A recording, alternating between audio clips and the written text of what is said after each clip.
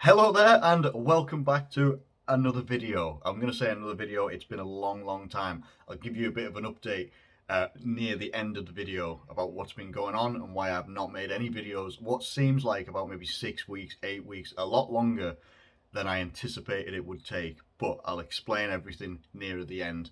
I'd rather just get into the preview for this right now, and then we'll talk about stuff near the end if you'd like to hear about any of that sort of stuff. Hope you guys are doing really well. I hope you all had a great Christmas. I hope you've all had a good start to the new year so far.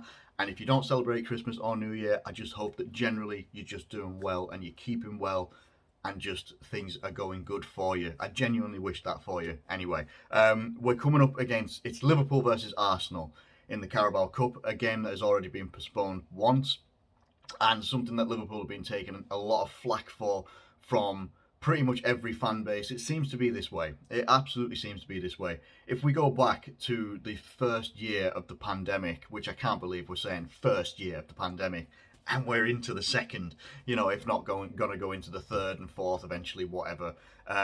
We go back to then, and I remember when the leagues were getting cancelled and things like that, or not cancelled, sorry, they were getting postponed. And every fan base was saying null and void, null and void. Why were they saying null and void at that point? Because Liverpool were out in front with about a 26, 27 point lead in terms of points. And we were going to win the league for the first time in 30 years. And people just generally don't like Liverpool for whatever reason. And that's entirely up to you. You can like and love or hate what you want. But it was purely because it was Liverpool. Because now that the pandemic and this new Omicron, whatever you think about it, whatever, and all this sort of stuff, people testing positive all the time. Now that Man City are leading the way by a little bit of a distance, no one is calling for the league to be null and void because no one cares because it's not Liverpool. I don't know what it is that people have. I mean, I generally don't care what people think about Liverpool because I'm a Liverpool fan. What anyone else thinks about it doesn't really affect me whatsoever. And the same should be if for some reason I viscerally hated Arsenal or Man United, I would expect Man United fans not to care because I'm not a Man United fan. So that's just how I look at it. I genuinely don't care what anybody else thinks about my club. This is my club. I will support it how I support it. And if you don't like that or you don't like the club, I don't need to hear from you. That's just how it is. People going on about these false positives and stuff like that. I'm much more willing to listen and believe what Klopp says over what anybody says, even our own government. Whatever they're turning around saying, all this crap, that they're saying about like, hey Boris, did you attend a party at your own house? Oh well, the investigation needs to be completed before I know whether I was there or not. Spot on, man leading the country, what a prick. Anyway, we're gonna get into this game right here, right now. There could be some changes. Predicting this lineup is quite difficult because it depends what we're wanting to prioritise. For me, I prioritise the Premier League and the Champions League above all else. I really do. So whether it comes to the FA Cup or the Carabao Cup, they're kind of on a level playing field for me. I don't really care a great deal about them, but while we're in them, we've got to try and be competitive as we can be. There are people that are calling for the strongest lineup possible. I'm not, personally. I think we can afford to have some rotation here. Obviously, we've been hearing that Alisson and Trent have been back in training, which is great. That's absolutely fantastic. But we've got Brentford up again. We're up against Brentford in 3 days on the 16th after this one. A game that we drew earlier in the season, 3-3. I want our strongest team for that. That's what I want our strongest team for. Whatever that might be, whatever you consider to be our strongest team at this moment, that's what I would want it to be at. I want it to be against Brentford in the Premier League. Against Arsenal will probably go full strength because while they'll be chasing top four, they'll also be trying to chase another trophy under Arteta as well. And don't get me wrong, Arsenal are looking good. They are looking good. They're not quite there yet to be, title challengers, but to be sat in and around the top four for a team that lost their opening 3 games of the season and people were openly calling for Arteta out, hashtag Arteta out and all that sort of business. Now, given some time, he's actually being able to put together a fully functioning good team that isn't centered around necessarily big stars. And obviously their big star would be someone like Pierre-Emerick Aubameyang, who was a class player, but over the last 2 seasons, what does he offer? Doesn't offer a great deal. Does he offer that blistering pace? No, it's gone. It's gone. See you later. Done. Like Michael Owen back in the day, like Fernando Torres back in the day. You get some injuries and that pace just goes and just it gets taken away from you. So what are the qualities that you've got? Is he a good dribbler? No. Is he a good shot? Yeah, in and around the box. You put him in the 18-yard box and you'd pretty much expect Aubameyang to score. But other than that, what are you getting from him? Probably not a lot. So that's probably why Aubameyang, and from other instances that I'm not going to get into, Arsenal fans could tell you all about what he's been getting up to and why he's been stripped of the captaincy and all that sort of business. You're not going to, and obviously he's at the African Cup of Nations as well. You're not going to see Aubameyang probably play for Arsenal again, in my opinion. I don't think he will. So you're getting a good blend of youth and the experience that they've got. So someone experienced like an Alexander Lacazette, and then you've got your likes of Emile Smith-Rowe, Bukayo Saka. I'm pretty sure there's some other ones as well that I can't remember the names of, like Odegaard and stuff like that as well, who looked like he was going to be that young prodigious young lad who got it all when he went to Real Madrid, was on 18 grand, 80 grand a week when he was like 16 years old or something like that. Anyway, had good season at Real Sociedad on loan, just could never break in that intense midfield at Real Madrid. So he's come to Arsenal, and he's actually just turning out to be a decent player, a good number 10, someone that they've needed probably for years when they've had to struggle with the likes of Ozil and not getting good performances out of him. Odegaard seems to actually have a good bit of work rate and creativity about him as a good blend. They've got a pretty good defence as well. Ben White, Gabriel. Ben White used to get a slagging because he cost 50 million and Varane cost 40. But Arsenal are in the top four. Man United are seventh. There's not much more that needs to be said. And they also have Ronaldo. Like, it's just crazy what is going on there, and I love to see it, to be honest. And likes of Tomiyasu looks great. He looks like a fantastic right back as well. Obviously, you've got Tierney, very good left back as well when he's fit. Overall, the overall picture is starting to look a bit more positive for Arsenal. The fact that they're in the top four, which was the holy grail under Arsene Wenger, they considered it like a trophy. Getting top four was like a trophy. It's not like a trophy. It's actually guaranteed finances for your club getting into the top four. So that's what it's all about. And then going into the biggest competition in the world, in the Champions League. And if you win games along then it's all about getting that moolah in. That's what it's all about. Generally, it is. For the players and the fans, it's about winning the trophies. For the clubs, it's about the finances. That's all they care about. And at the moment, things could not be looking much more positive for Arsenal than they have done in recent years. So they're doing well. Now, when we've faced Arsenal over the last couple of years, we've done well against them, bar from the year we won the title, where I think we'd confirmed our winning of the title, and then we lost 2-0 to Arsenal, and we lost against them in the Community Shield as well. So Arteta has beaten us. I remember back then, someone had said, can't remember who it was, but someone had said that Arteta had broken Klopp. I don't think so. Not since then, especially not the Arsenal manager anyway. I think we've done well since those times and been able to beat Arsenal on numerous occasions. I would expect us to do the same, but I would expect us also to struggle in this game, purely because Mohamed Salah, Sadio Mane and Naby Keita are at the African Cup of Nations. And we knew this was going to happen, whether we liked it or not, and whether any of us secretly hoped that COVID would cancel the African Cup of Nations because of our sheer disrespect of it. And I'll say that straight out blunt, that I was like that as well. I for purely selfish reasons, I wanted Salah, I wanted Mane, and I wanted Keita at Liverpool, putting performances in for Liverpool, because Liverpool is what matters to me. That is selfish, and I fully admit that. I'm honest and open about that. I wanted these players here with us, helping us fight either for trophies or getting better in the Premier League or maybe Champions League, whatever it might be. I wanted those players with us, and that is selfish reasons, and I'm open and honest about it, and I'm not ashamed of it either. But they're not here. We've got good options even if they're not here as well. So obviously our chief goal scorer, Mohamed Salah, isn't going to be with us. So we've got good options in front though, up front as well, depending on what way you want to go with this. Now, what I've looked at here is this is Anfield. I've put up two different starting 11s. So I'm going to run through the first one, which would see, let me see, is this the one that they've called the strongest one? I think it is. It could be. Maybe. There's some changes I would definitely make here. One of them, this is one of them. Alisson, Robertson, Van Dijk, Konate, Trent Alexander-Arnold. Midfield would be Curtis Jones, Fabinho, Henderson, and in the front three would be Minamino, Firmino, and Jota. If that lineup comes out, I'd be pretty happy with it, but I would actually rather see that lineup against Brentford.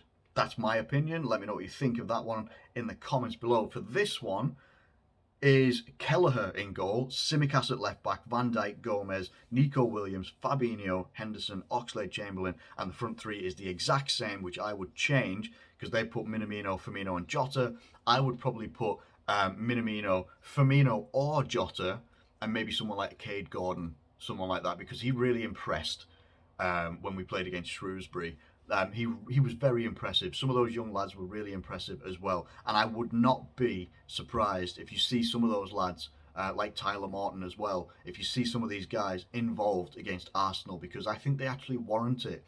And I would like to see someone like Tyler Morton play alongside like a Fabinho, or I'd like to see Cade Gordon in that front line with Jota, with Firmino, with whoever else might be in that front line. So it's entirely unpredictable to be able to predict what the starting lineup will be for tonight. All I know is I think that this Liverpool team will still be competitive. I think if you've still got the leaders of the likes of Fabinho, of Van Dijk, you might not. To be fair, there's a scenario here where you might not see Van Dijk.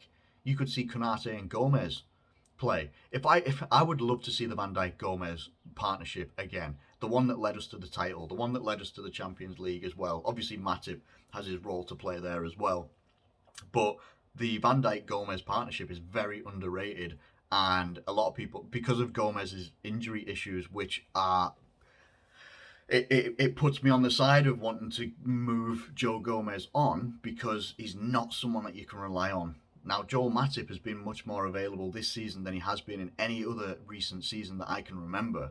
But Joe Gomez has just been on the sidelines for a lot of it, and if he's not on the sidelines, he's on the bench and not able to break into the first team. Does Konate have his future, his place for the foreseeable future? We don't know that. And obviously Joe Gomez is still a young lad. I think he's maybe 24, 25 at a push. Still a long way to go, still a lot to progress with him as well. But I would like to see Joe Gomez play. I really would. I think he just offers you something a little bit different than any of our others. He's not the positionally best centre-back that we've got. Obviously that's Van Dijk all over, but he's got that recovery pace if he's still got it after all these injuries as well. I'd like to see Tsimikas get more minutes. Obviously, Robertson is absolutely fantastic, but I would love to see Tsimikas getting more minutes. I just think he deserves them. I think he does deserve them. No performance I've seen from Tsimikas this season tells me that he shouldn't be playing. And then the rest of the team, I do like it. If we get Nico Williams playing at right back, then fair play. That's good. I like that. Much better than trying to get him playing as a right winger, or whatever we were trying to do with him at one point. Or if it's Trent, as long as like Trent and Alisson are as fit as they can be, then obviously you can have like Trent and Alisson play back-to-back games. You can have a lot of these players play back-to-back games, but if there's a chance for rotation and some good rotation, we should take it as well. In terms of what I'm expecting from this, obviously this is a two-leg tie as well, which is just that's how I feel about it. Honestly, does it have to be a two-leg tie? Of course it does. It's the Carabao Cup tradition. But even so, it's a two-leg tie. So if things do go tits up in this game, then we can maybe rectify it in the next one if we want to, or we can just go, you know what, whatever what will be will be. And if we get knocked out, we get knocked out. It's fine. The only thing that people, I think, worry about is the Arsenal fans online, because Arsenal fans online are the absolute loudest just out of any fan base. Even like you know, man for man, I probably dislike the Arsenal fan base online more than I dislike any other. And I don't engage with many of them. There's only like one or two that are absolutely really good class guys. But Arsenal, like, Odegaard's the best number 10 in the world. Like, Saka is the best wide English person in the world. Emile Smith Rowe, Emile De Bruyne. You know, it's just Arsenal fans have a great way of going over the top about their players and then do the complete opposite if the wheels fall off. It could be like Saka's the worst player ever. Odegaard is just there. Whatever it could be. They're very overreactionary there's no middle ground. It's either they're excellent, they're the world class, they're in the bin, they should be in like tier 7. Take it with a pinch of salt. Just take it with a pinch of salt and ignore it. It's the best way.